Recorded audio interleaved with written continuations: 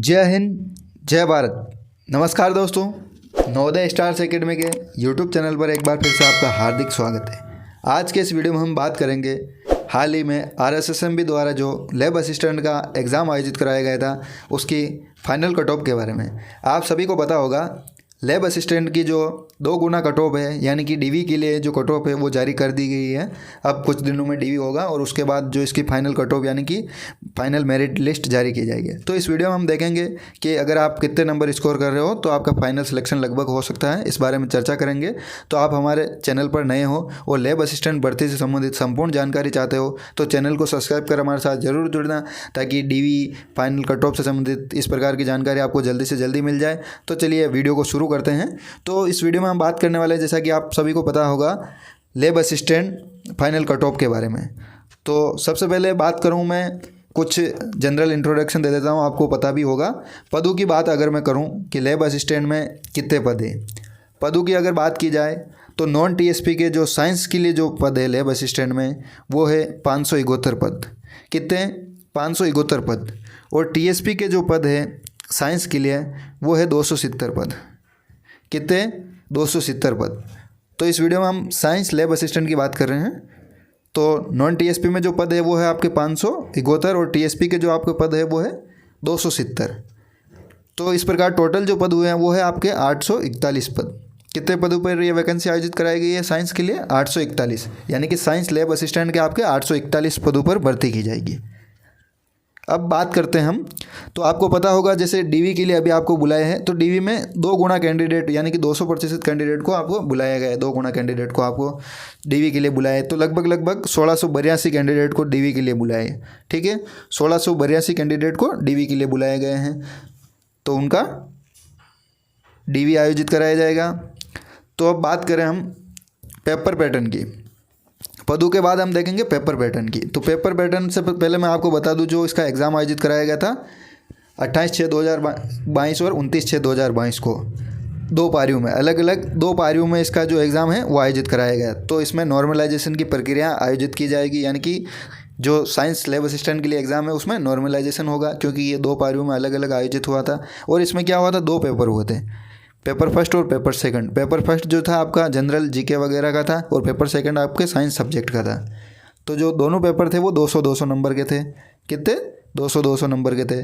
और दोनों पेपर में आपको 40% अंक लाना अनिवार्य था और ST SC को 35% अंक, ठीक है। दोनों पेपर में आपको 40% अंक लाना अनिवार्य है, यानी कि क्वालिफिकेशन मार्क्स है, और ST SC के लिए 35%, ठीक है। यानी कि लगभग ST SC की अगर बात की जाए तो दोनों पेपर में मिला के 140 नंबर। और other category general OBC MBC की अगर हम बात करें तो आपको 40% यानी कि दोनों पेपर मिलाकर 160 नंबर के आसपास, यानी कि एक पेपर में 80 नंबर के आसपास आपको लाने अनिवार्य हैं, ठीक है। ये आपके क्वालिफिकेशन मार्क्स थे। तो अब हम फाइनल कट ऑफ के बारे में बात कर लेते हैं, क्या रह सकती है इसकी फाइनल कट ऑफ। तो चलिए देखते हैं हम कैटेगरी वाइज। सबसे पहले नॉन TSP की बात करेंगे हम। नॉन TSP में science lab assistant final cut off के बारे में चर्चा करते हैं। तो सबसे पहले बात करेंगे हम जनरल कैटेगरी की। जनरल कैटेगरी से अगर कोई मेल कैंडिडेट है तो उसकी मेल कैंडिडेट की अगर एक एक्सेप्टेड कट ऑफ हम देखें, अनुमानित कट ऑफ हम देखें, तो 261 नंबर के आसपास अगर आपके हैं तो आपका फाइनल सिलेक्शन होने के काफ़ी ज़्यादा चांसेस है। इसी प्रकार हम फीमेल की बात करें, अगर जनरल कैटेगरी में कोई फीमेल कैंडिडेट है तो उसकी कट ऑफ की बात करें अगर हम, तो 252 के आसपास कट ऑफ आपकी रह सकती है। अब बात करते हैं हम EWS कैटेगरी की।